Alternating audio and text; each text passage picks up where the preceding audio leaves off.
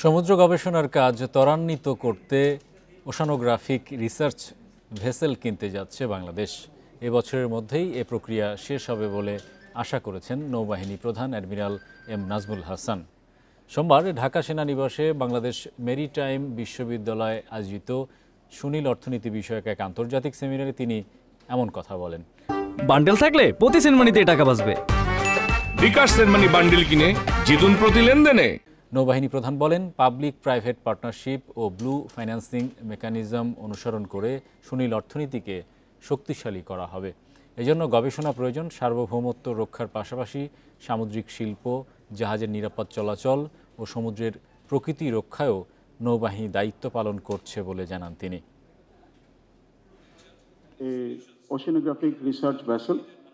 আমরা একটি সমুদ্র গবেষণা জাহাজ কিনতে যাচ্ছি। আমি এরই মধ্যে প্রধান উপদেষ্টা, অর্থ উপদেষ্টা, বিজ্ঞান ও প্রযুক্তি উপদেষ্টার সঙ্গে কথা বলেছি। তারা এই বিষয়ে আগ্রহী। আমরা প্রক্রিয়া শুরু করেছি।